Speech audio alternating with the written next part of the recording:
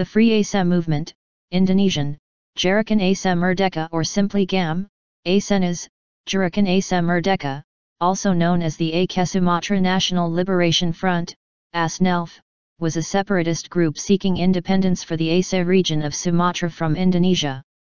GAM fought against Indonesian government forces in the Aceh Insurgency from 1976 to 2005, during which over 15,000 lives are believed to have been lost. The organization surrendered its separatist intentions and dissolved its armed wing following 2005 peace agreement with the Indonesian government. The Indonesian government called the group the Aceh Security Disturbance Movement.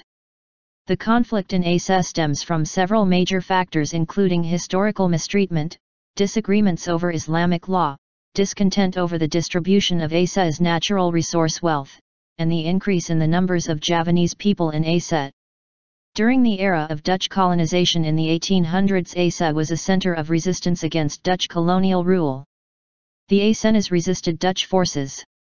They were one of the last Indonesian people to succumb to colonial rule, and only after a brutal 30-year campaign, the Aceh War of 1873 to 1903. When the Netherlands transferred sovereignty of their colonial territory, administration of Aceh was handed over to Indonesia, and GAM claims that this was done without consultation with Acehnese authorities. Dud Baruah mounted an armed rebellion that ended with Aceh being granted special status by President Sukarno. This special status gave Aceh control on religion, custom law, and education. Motivated by discovery of large gas reserves in Lahak Siamah and driven by inherent ethnic chauvinism widespread amongst the Acehnese, a former Darul Islam foreign minister, Hassan Ditiro, established the Free Aceh Movement, Gerakan Aceh Merdeka, in December 1976.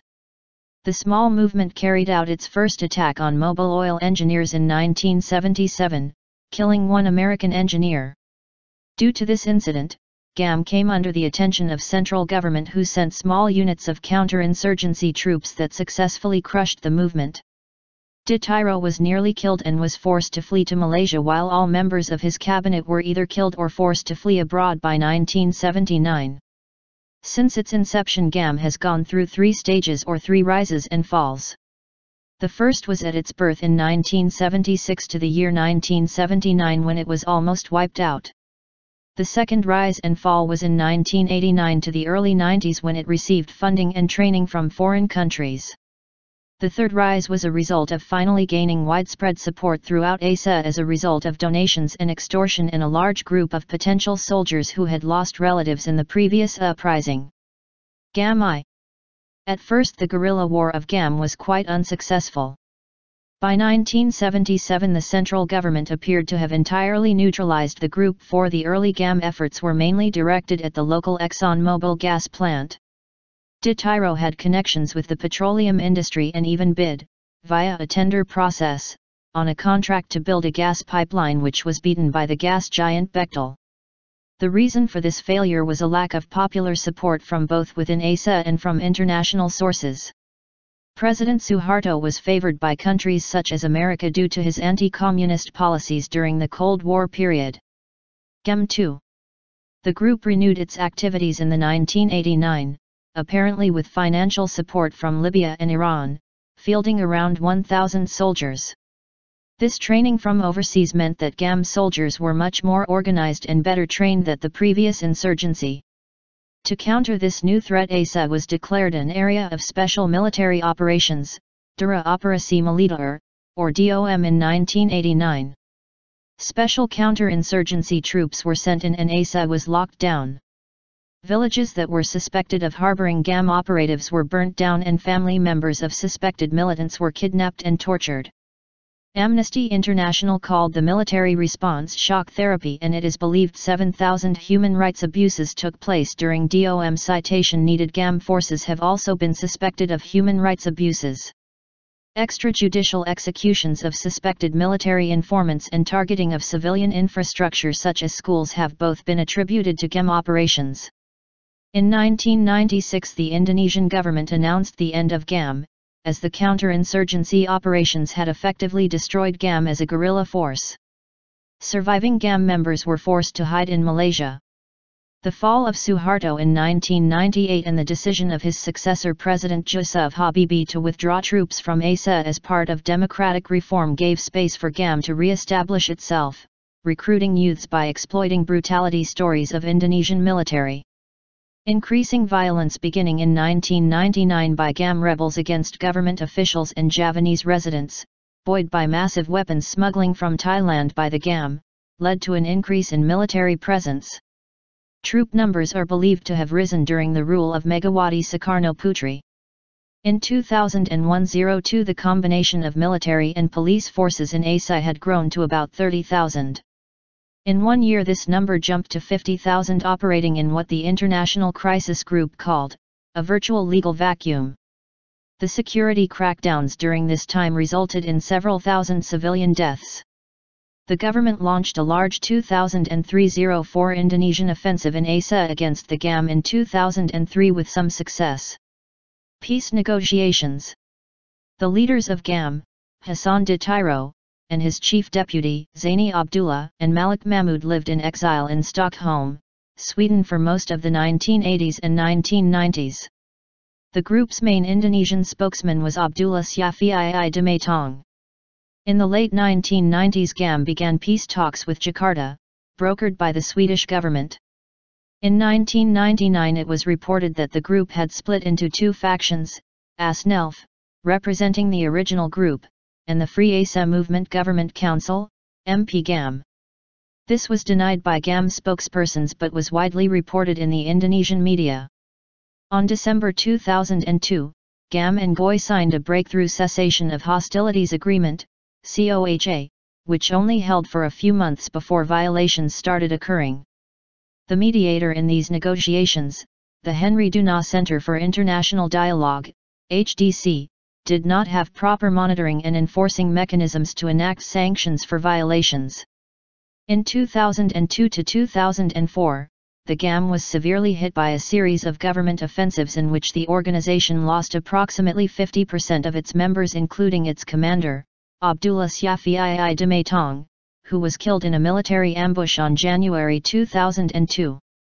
On Tuesday, December 28, 2004, in the aftermath of the devastation caused by a massive tsunami, GAM declared a ceasefire of hostilities to allow for aid to reach within the disputed area. In turn, the Indonesian government temporarily removed restrictions of northern Sumatra to allow for rescue efforts in that area.